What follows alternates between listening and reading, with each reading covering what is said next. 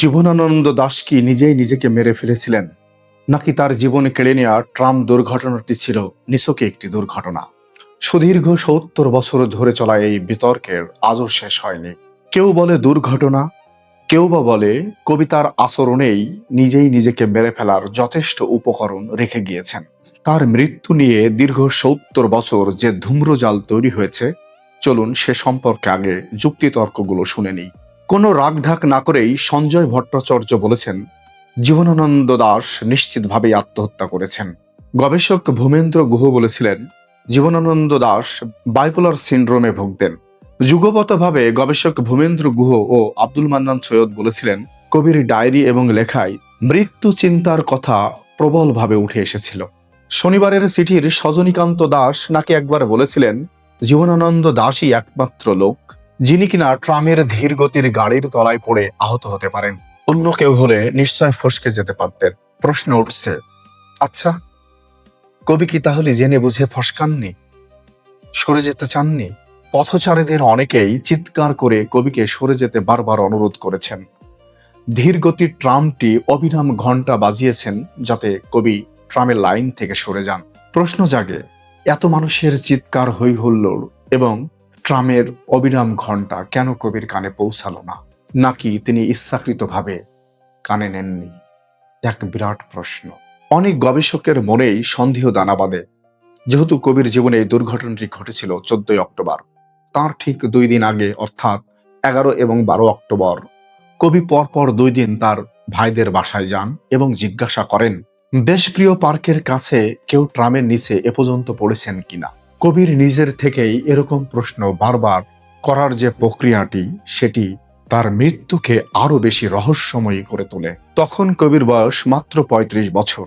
নিরেট প্রেমের কবিতা লিখে চলেছেন কবি। তার লেখার গতি অপ্রতিরোধ্য, কিন্তু সব থেকে অবাক করার বিষয় হলো, এই নিরেট প্রেমের কবিতার মধ্যেই মৃত্যু চিন্তার ছড়াছড়ি প্রবলভাবে লক্ষ্য করা যায়। আমি কয়েকটি কবিতার লাইন পড়ছি, মন দিয়ে শুনবেন। কবিতার মধ্যে তিনি লিখেছেন, ক্লান্তি পরে ঘুম, মৃত্যুর মতো শান্তি চাই। তিনি আরো লিখেছেন, ঘুমের মতো মৃত্যু বুকে সকলের, নক্ষত্র ঝরে যায় মনের অসুখে। ভাবুন তো, নক্ষত্রের আবার অসুখ? সে তো ঝলমলে আলো ছড়ায় সারা বিশ্ব ব্রহ্মাণ্ড জুড়ে, তার আবার অসুখ কিসের? কি নেই নক্ষত্রের? আসলে জীবনানন্দ দাশ নক্ষত্রের এই অসুখটাকেই বিপন্ন বিস্ময় হিসেবে 8 বছর আগের একদিন কবিতাতে তিনি লিখেছিলেন, সব থাকার পরেও মানুষের রক্তে বিপন্ন এক বিস্ময় খেলা করে। সব থাকা মানুষ বলতে কবি নক্ষত্রকেই বুঝিয়েছেন। নক্ষত্রেরও তো সবই আছে, তারপরও তারও অসুখ বাসা বাঁধে। কি প্রগাঢ় চিন্তা! কবির মৃত্যুর 16 বছর আগে একটি লেখা আরো বেশি সন্দেহর তৈরি করে। তিনি লিখেছিলেন, এই যে ট্রামের লাইন ছড়িয়ে আছে পায়ের তলে, সমস্ত শরীরে এদের রক্তের বিষাক্ত স্পর্শ অনুভব করে হাঁটছি আমি। কবির লেখায় এসব লাইনগুলো তার আত্মহত্যার সপক্ষে গুরুত্বপূর্ণ প্রমাণক হিসেবে দেখেন অনেক গবেষকই। তিনি আরো লিখেছেন, কোথায় রয়েছে মৃত্যু, কোন দিকে খুঁজি আমি তারে।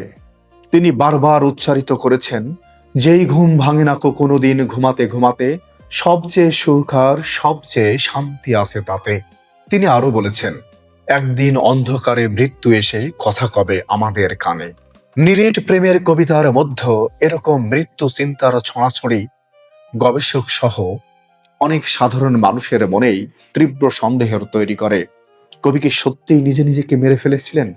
অন্যদিকে জীবনানন্দ গবেষক ও অনুবাদক ফয়জুল লতিফ চৌধুরী দ্য ডেইলি স্টারকে দেয়া এক সাক্ষাৎকারে তার আত্মহত্যার বিষয়টিকে সম্পূর্ণরূপে নাকচ করে দেন। শুধু নাকচই করেননি, তিনি বলেন, এ কথা ঠিক, জীবনানন্দ অনেকবারই আত্মহত্যার কথা ভেবেছেন। কিভাবে আত্মহত্যা করা সব দিক থেকে সুবিধাজনক হবে, এসব কথা সবিস্তারে তার দিনলিপিতেও তিনি লিখেছেন।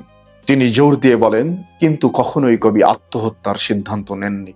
1950 সালের শুরু থেকেই তিনি দীর্ঘদিন না খেয়ে থাকতেন। না খেয়ে থাকা শরীর, অভাব আর অনটন তাকে মানসিকভাবে বিপর্যস্ত করে ফেলেছিল। একেবারে ধ্বংসপ্রাপ্ত অবস্থায় ছিল তার মানসিক স্বাস্থ্যের অবস্থা।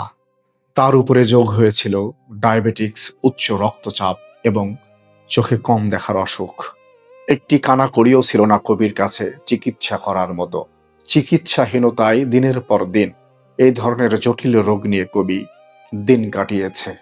অনেক গবেষকই মনে করেন দুশ্চিন্তাগ্রস্ত কবি অন্যমনস্ক অবস্থায় ট্রামের লাইনের কাছাকাছি চলে গিয়েছিলেন, কিন্তু উদ্দেশ্য কখনো আত্মহত্যার ছিল না।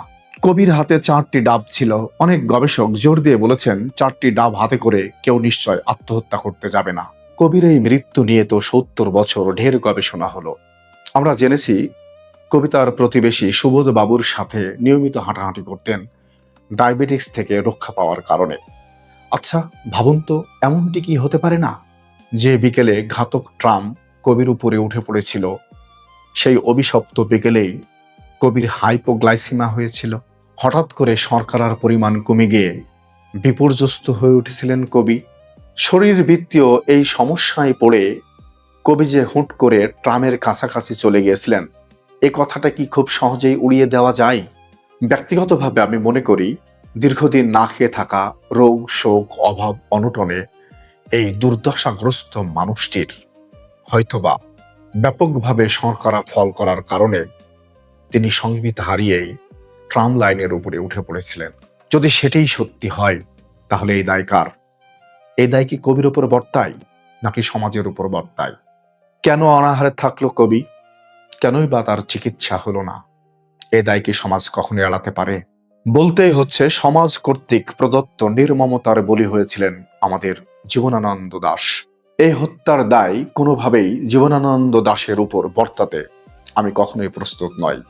এই মৃত্যুর দায় পুরো সমাজ ব্যবস্থার উপর বর্তালেই বরং আমার কাছে মনে হবে সেটি সঠিক হয়েছে। এই সমাজ ব্যবস্থা অসংখ্য প্রতিভাধর মেধাবী সন্তানদের কুড়ে কুড়ে নিঃশেষ করে দিয়েছে তাদের কর্তব্যের অবহেলার কারণে। অন্তরের অন্তঃস্থল থেকে রূপসী বাংলার কবি জীবনানন্দ দাশের প্রতি গভীর শ্রদ্ধাঞ্জলি। সবাই ভালো থাকুন। পরবর্তীতে এমন নতুন ইনফরমেটিভ ভিডিও নিয়ে আপনাদের সামনে হাজির হব। আর যদি আমার ভিডিওটি ভালো লেগে থাকে অবশ্যই বেশি বেশি শেয়ার করে দেবেন, পেজটি ফলো করে দিবেন, যাতে করে আপনি পরবর্তীতে এরকম ভিডিও আরো অনেক পান। সবসময় ভালো থাকুন, সুস্থ থাকুন। একবার শুভকামনা।